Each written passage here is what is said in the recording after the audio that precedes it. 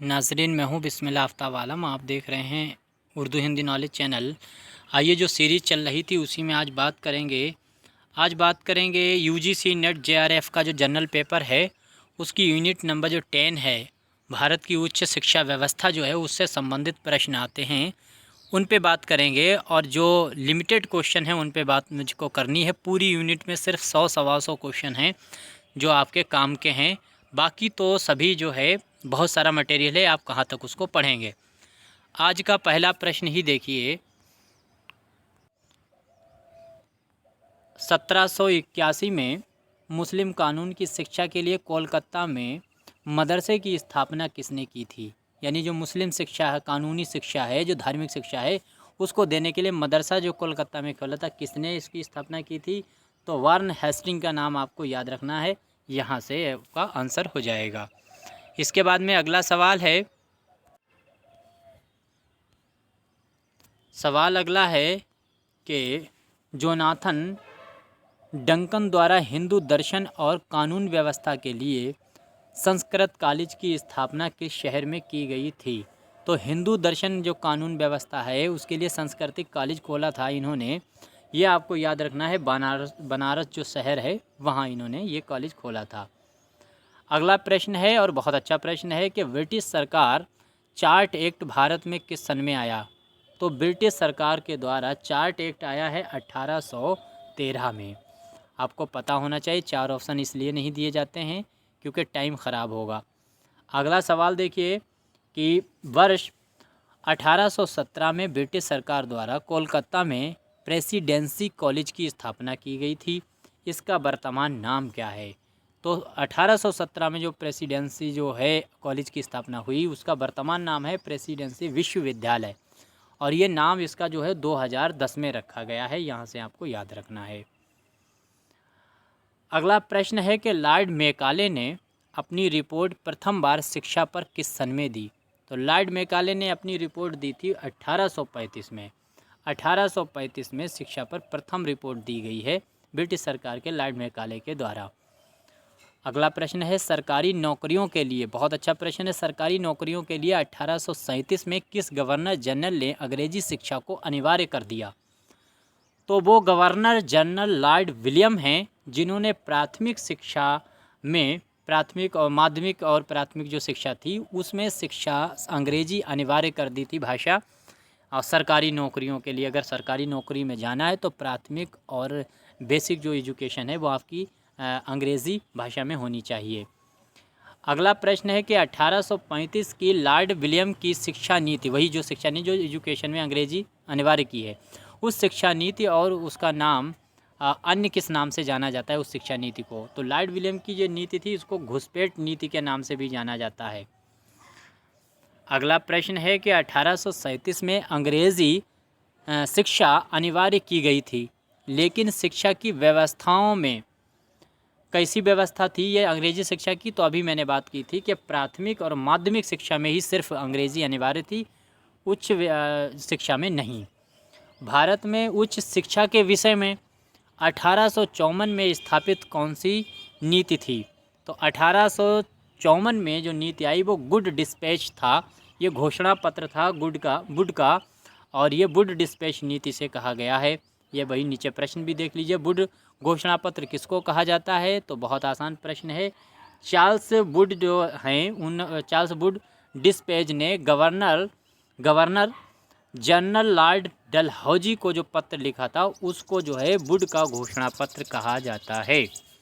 Lord Dalhousie उस time का भारत का जनरल गवर्नर था 1854 में। अगला प्रश्न है वुड डिस्पैच की शिक्षा व्यवस्था में मुख्य सुझाव क्या था? तो जो वुड ने शिक्षा का सुझाव दिया तो इन्होंने उल्टा इसको कर दिया, यानी प्राथमिक शिक्षा और माध्यमिक शिक्षा स्थायी भाषा में होनी चाहिए और उच्च शिक्षा के लिए अंग्रेज़ी जो है वो माध्यम होना चाहिए, अंग्रेज़ी अनिवार्य होना चाहिए।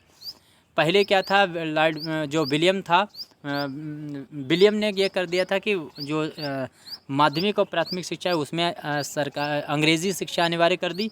इन्होंने जो सुझाव दिया वुड डिस्पैच ने, उन्होंने कहा नहीं, उच्च शिक्षा में अंग्रेज़ी अनिवार्य होने चाहिए, माध्यमिक और प्राथमिक शिक्षा जो देसी भाषा में होनी चाहिए, स्थायी भाषा में। अगला प्रश्न है कि वुड डिस्पैच के सुझाव से किन विश्वविद्यालय की स्थापना हुई?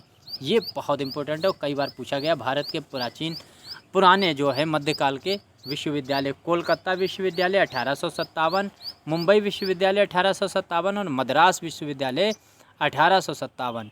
इस तरह से इन 3 विश्वविद्यालय की स्थापना की गई है वुड डिस्पैच के सुझाव से लॉर्ड मैकाले के द्वारा। अगला प्रश्न है कि वुड डिस्पैच की सिफारिश से किस सिद्धांत की समाप्ति हो गई? प्राचीन सिद्धांत चल रहा था अधोमुखी निसंदेन। ये सिद्धांत जो था अधोमुखी निसंदेन सिद्धांत, इसको समाप्त कर दिया गया था वुड डिस्पैच की सिफारिश से। अगला प्रश्न है कि हंटर यूनिवर्सिटी बोर्ड की स्थापना किस सन में हुई? और ये भी पूछा जाता है हंटर का वर्तमान नाम क्या है? दोनों प्रश्न। ये जो है 1925 में हंटर यूनिवर्सिटी बोर्ड की स्थापना हुई है और इसका जो वर्तमान नाम है वो भारतीय विश्वविद्यालय संघ है। भारतीय विश्वविद्यालय किसका नाम, संघ किसका नाम है? तो हंटर यूनिवर्सिटी बोर्ड, उसका वर्तमान नाम है। स्थापना 1925। हंटर आयोग ये अलग चीज़ है। हंटर आयोग 1882 की अनुशंसा के आधार पर भारतीय विश्वविद्यालय अधिनियम कौन सा पारित हुआ? तो ये पारित हुआ हंटर आयोग 1882 की अनुशंसा पर अधिनियम 1904। इसके बाद में अगला प्रश्न है और इनके सन आपको बताना है। हर्टोग समिति जी थी और संप्रू समिति है। अब वो वुड रिपोर्ट, ये जो है तीनों किस सन में हुई? तो जो हर्टोग समिति है ये 1929 में हुई है। इसके बाद में संप्रू जो है समिति ये 1934 में है। इसके बाद में अबोवोट वुड रिपोर्ट जो है, अबोवोट जो वुड रिपोर्ट ये 1934 में हुई है और 1937 में हुई है, ये देख लीजिएगा। इसके बाद में वर्धा शिक्षा योजना 1937 में प्रारंभ हुई। इसको अन्य किस नाम से जाना जाता है? तो जो वर्धा शिक्षा योजना थी उसको अन्य नाम से जाना जाता है नई तालीम, मूल शिक्षा, बुनियादी शिक्षा। तो ये तीनों नाम हैं वर्धा शिक्षा के और इसकी स्थापना प्रारंभ हुई है 1937 में, वो 1937, यस। इसके बाद में सवाल अगला है कि सार्जेंट रिपोर्ट 1944 को शिक्षा के भारतीयकरण की दिशा में महत्वपूर्ण कदम माना जाता है। इसको स्वतंत्रता के बाद भारत में अन्य किस नाम से जाना जाता है? तो इस तरह के प्रश्न आते हैं यूजीसी के नेट में और इसका नाम आपको देख लीजिएगा शैक्षिकी योजना विकास। शैक्षिकी योजना विकास किसको कहा जाता है? ये है सार्जेंट रिपोर्ट 1944 की, जो शिक्षा के भारतीयकरण की दिशा में महत्वपूर्ण कदम माना जाता है स्वतंत्रता के बाद में। अगला प्रश्न है कि भारत सरकार अधिनियम 1935 से विषयों की 2 सूचियां तैयार की गईं। इनको किन नामों से जाना जाता है? जो भारतीय सरकार अधिनियम 1935 विषय की सूचियां थी, तो इनको केंद्रीय शक्तियां और प्रांतीय शक्तियां के नाम से इन सूचियों को जाना जाता है। प्रश्न है उच्च शिक्षा में स्नातक की 3 वर्षीय अवधि किस रिपोर्ट के तहत बताई गई है? तो उच्च शिक्षा में जो स्नातक की डिग्री आपको मिलेगी वो उसकी जो समय सीमा होगी वो 3 साल में आपको डिग्री प्राप्त होगी।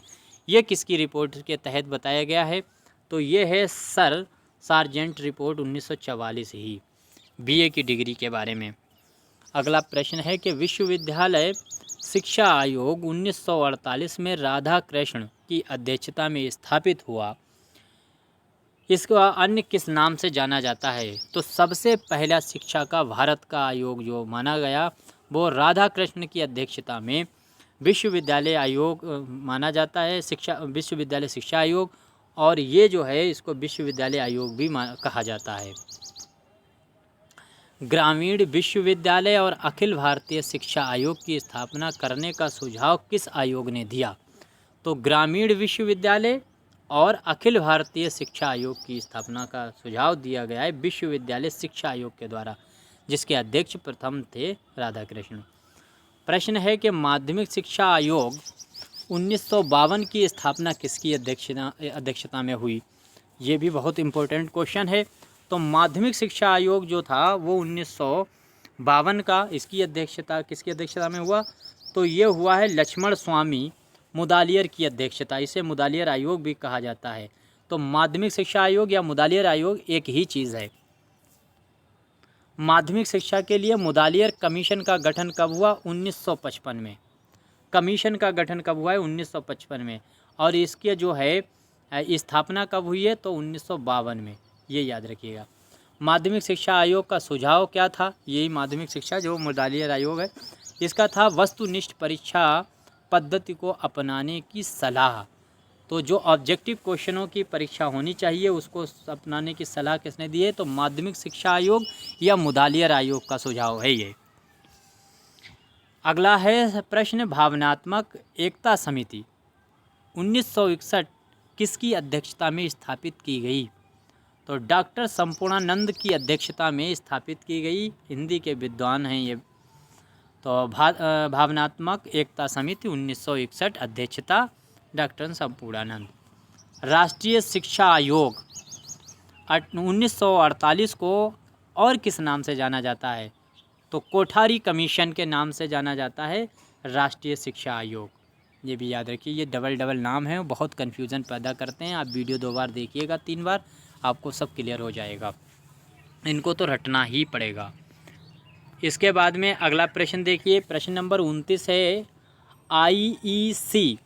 इसको देखिए ऐसे IE और C, यहाँ से IEC की स्थापना करना किस आयोग का सुझाव था? तो ये भी राष्ट्रीय शिक्षा आयोग जो है उसका सुझाव था IEC की स्थापना करना।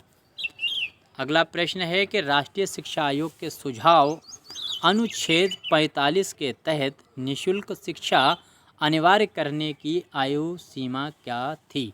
तो निःशुल्क जो शिक्षा है वो दी जाए, ये राष्ट्रीय शिक्षा आयोग का सुझाव था अनुच्छेद 45 के तहत।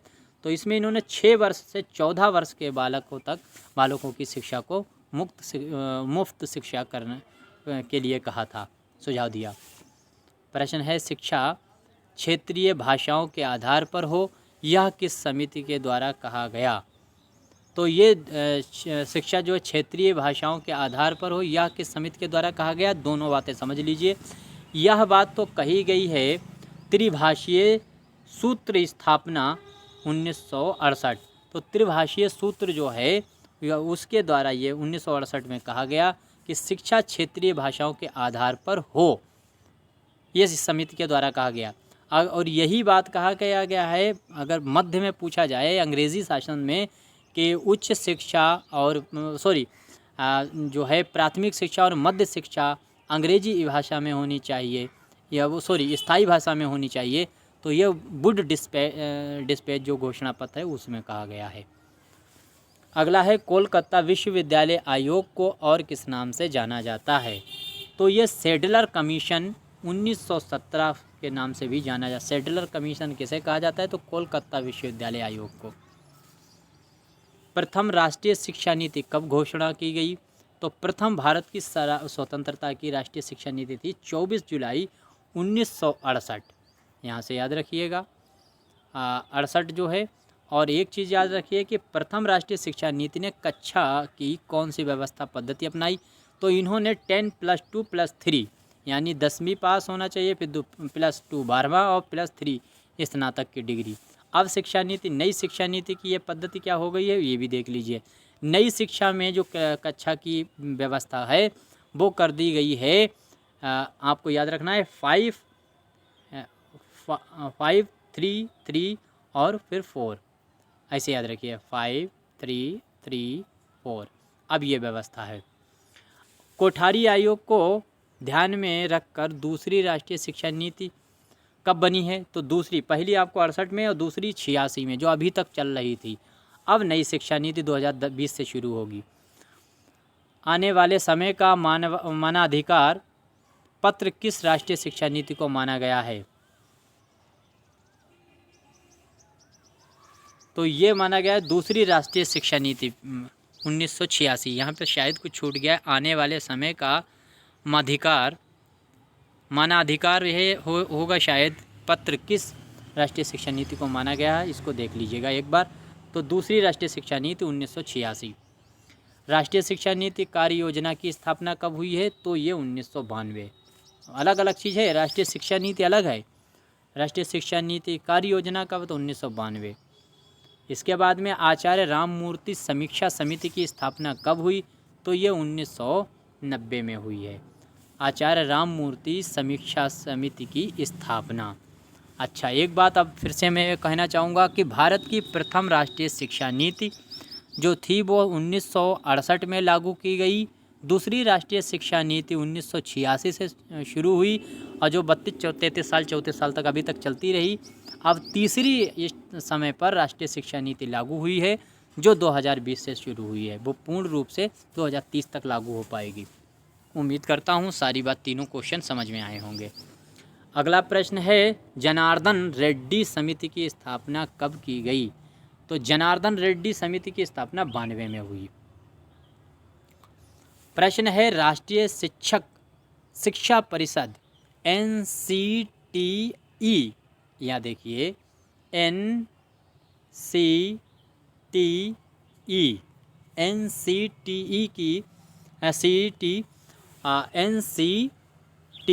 को वैज्ञानिक दर्जा कब दिया गया?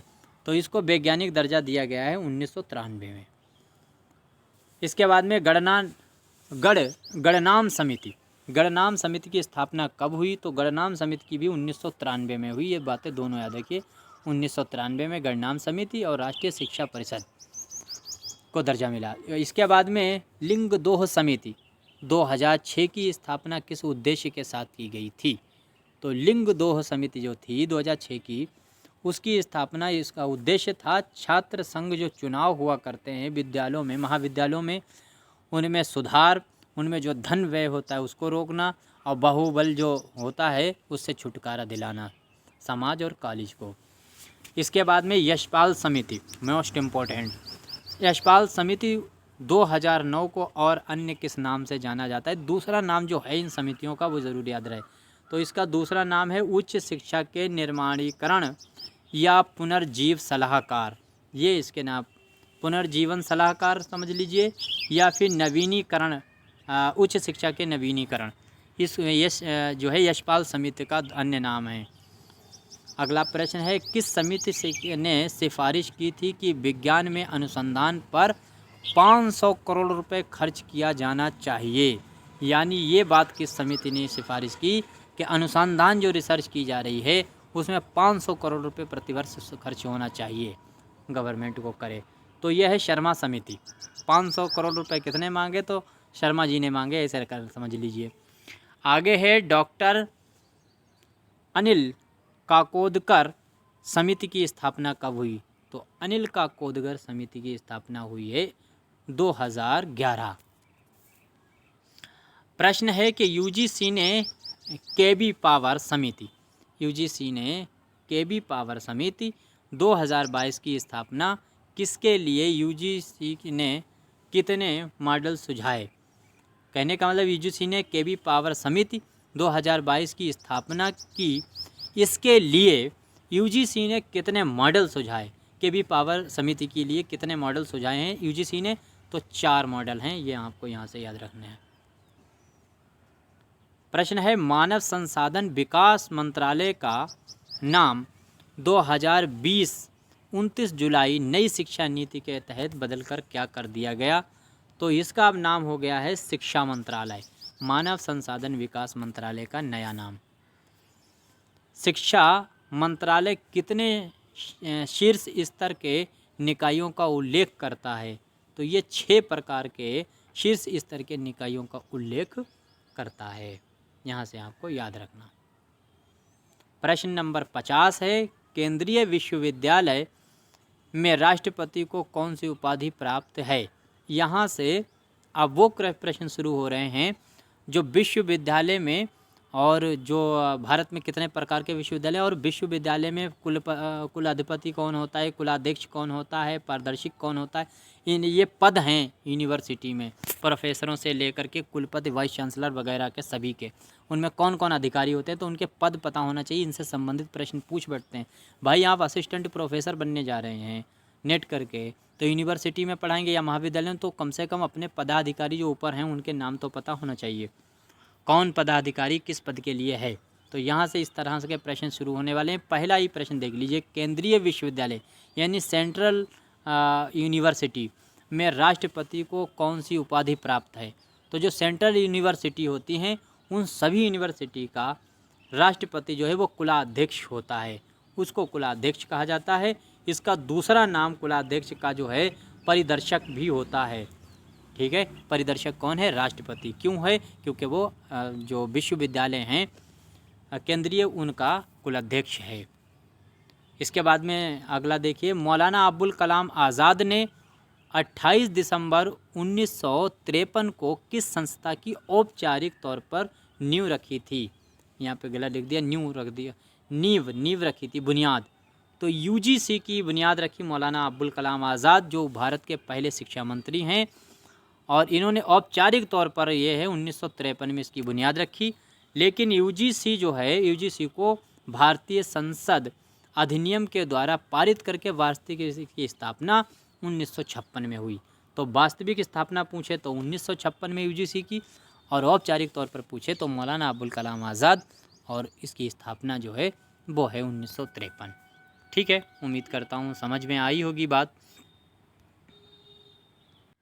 अब प्रश्न यहीं तक रखते हैं, 50 क्वेश्चन और रह गए हैं। इससे पहले 40 प्रश्न मैंने प्रस्तुत किए थे, 50 आज किए हैं, 50 और कुल मिलाकर 140 या 150 क्वेश्चन जो हैं वो 10 यूनिट जो है यूजीसी नेट की वो कंप्लीट कर लेगी। बाकी आप अपने नोट्स बनाते रहिए, इनको रटते रहिए।